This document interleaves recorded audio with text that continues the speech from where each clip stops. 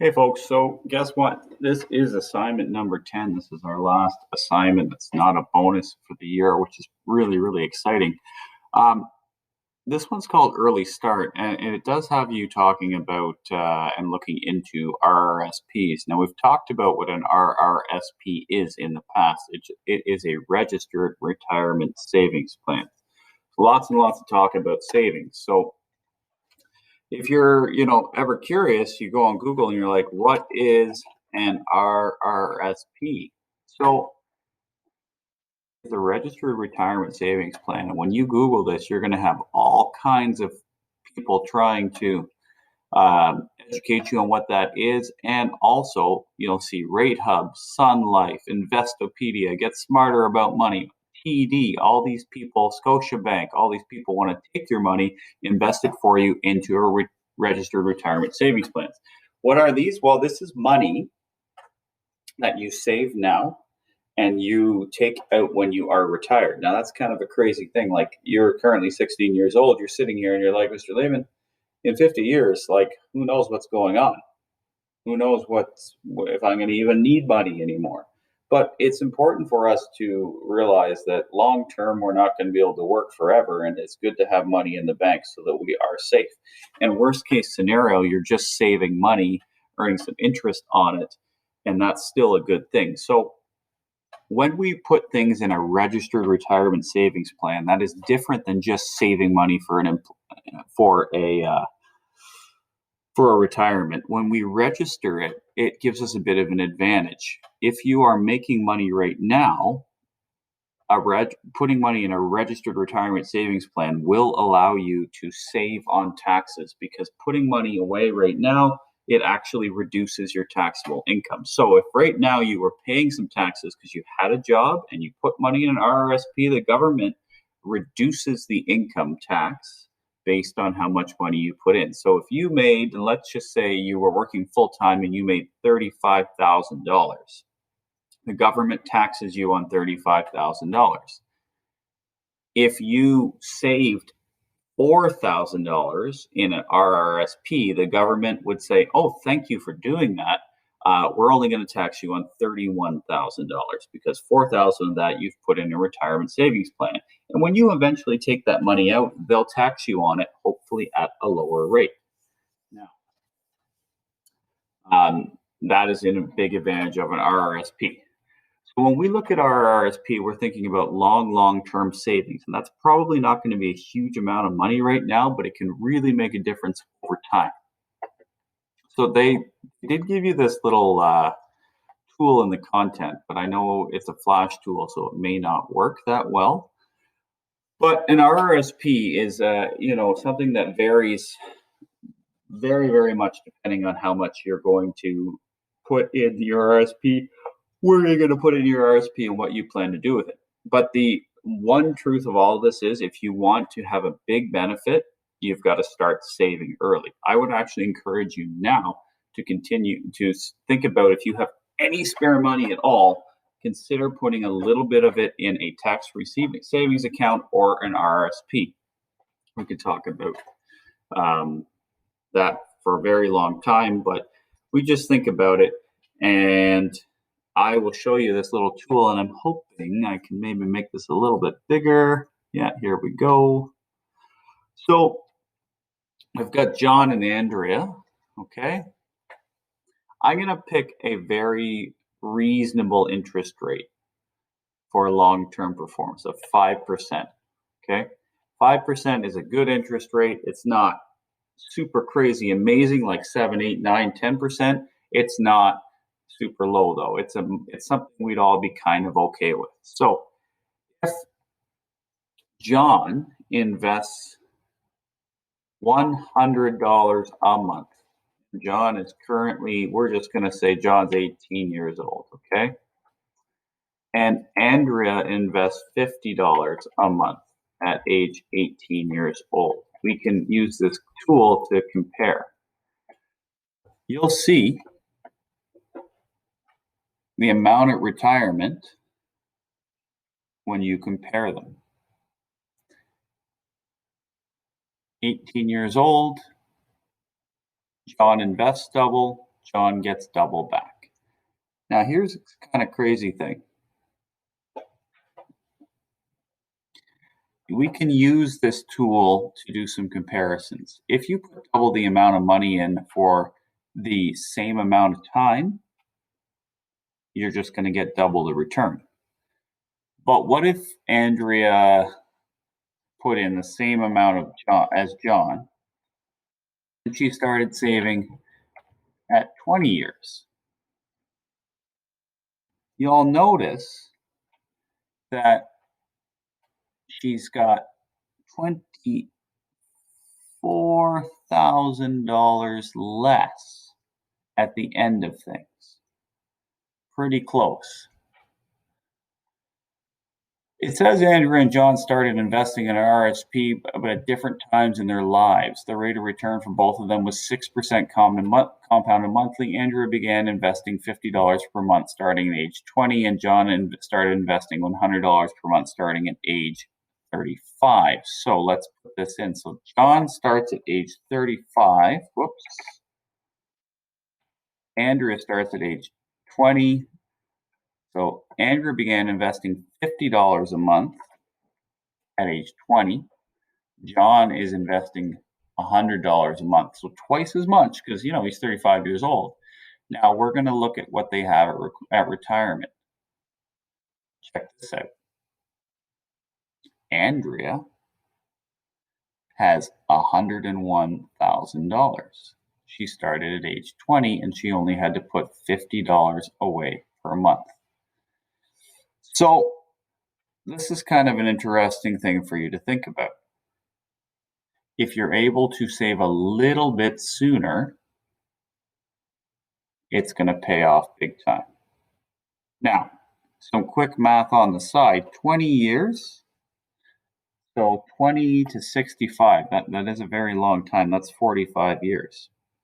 But 45 years times 12 months times $50 is $27,000. That's a lot of money. But wait a minute, Andrea is going to have 101,000, and actually she's going to have more than that because we said 6%.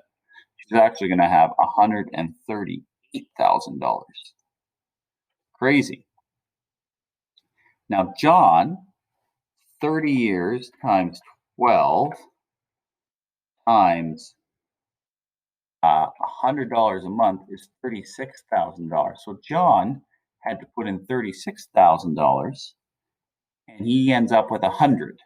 Andrea had to put in $27,000, and she ends up with $138,000. So think about that. Not only is Andrea going to have more at retirement, she has put less money in, and that's the secret to starting early. We could play with this calculator all day, but that's sort of the point of this. Julian and Camille started investing in RSP at different times in their lives, and the rate of return for both of them was 5% compounded annually. Julian began investing $1,200 per year at age 25, $50 a month, for $100 a month, and Camille started $2,400 per year at age 40. They both retired at 65. How much has each brother invested? Well, looking at this answer, Julian puts $1,200 per year for 40 years, which is $48,000. Camille invested $200 per month for 25 years. That's $2,400 per year. I think there might be a typo there. He invested $84,000 in total. We might expect Julian to have way more money at age 65 because he invested $84,000. And sorry, Camille has invested $36,000 more than Julian. Let's think about that just for a second. If you invest more money, will you get a bigger return? That is a lot more money. 84 versus 48. That's a ton more money. So Julian invests $100 per month for 40 years. So let's go back to our tool here. Where'd our tool go? So Julian invests, let's just say it said $100 a month for 40 years. So starting at age 25. And it said Camille invested $200 a month for 25 years. So starting at age 40. Let's check things out. Wait a minute. John, who invests much, much less money, ends up with $199,000. Camille, who put $200 away, right? $200 away for 25 years, which is more money, has a lot less at retirement, has $138,000. Now, I know I'm throwing a lot of numbers at you, but the key is here, folks. We talked about compounding interest. The more you save money, the more interest it makes. So the longer you've got it in the bank, your interest will make interest, and that interest will make interest, and the interest on the interest on the interest will make interest. And all of a sudden, you've got way more money than you invested because you left the money in the bank for a long time. I have downloaded this sheet for you right here. Let's have a look at it. And I'll put it on the classroom. This is a comparison between two people. And I believe it's Pam and Kenneth. So Pam, this is a very classic example that most people do when they're talking about investments, and we definitely would have done if we'd been in the classroom together. So Pam, she starts with $2,000 a year, which is quite a bit of money. She saves that up from the age of 25 to the age of 35. So 10 years worth. She puts $2,000 in a year. Kenneth, at the same time, puts in no money. At the age of 35, when he's like established, just like me, and he's actually making some money, he starts saving. And he's like, hey, life's good. I'm going to start saving. So he's saving now and he's starting. And he, you can see that he's making some interest each year and his amount's going up. But Pam stops, because I don't know why Pam stops, but she stops making RSP investments. Kenneth, on the other hand, he keeps going and going and going and going until retirement. And here's the crazy thing. At the age of retirement, now, yes, Pamela has less money. And John, I'm forgetting their name, the other guy, Kenneth has a little bit more money. But let's look at how much money Pamela put in. Pamela put in $20,000 and she made $117,000. Kenneth put in $62,000, which means he made $98,000. So he had to put all that money away and live with less for longer. And putting in $62,000 made him 98. But because Pamela, from the age of 25, started putting money away in and left it there to make interest every single year, she gets a much higher return. The point here, folks, is save early. Save, if you can. 25, I think, is a pretty reasonable goal to start saving at. I know it's tough when you're 16, 18, but if you can start saving now, your money will compound interest every single year.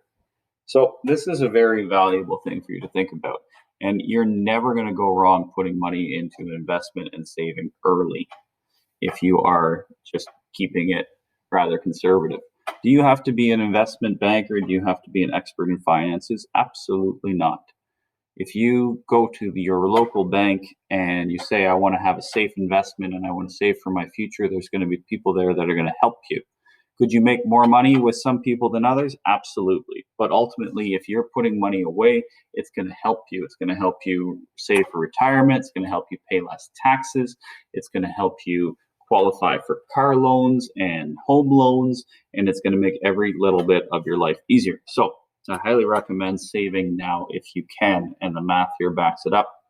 Have a wonderful weekend, folks, and get this assignment done for me. This is the last one. Cheers.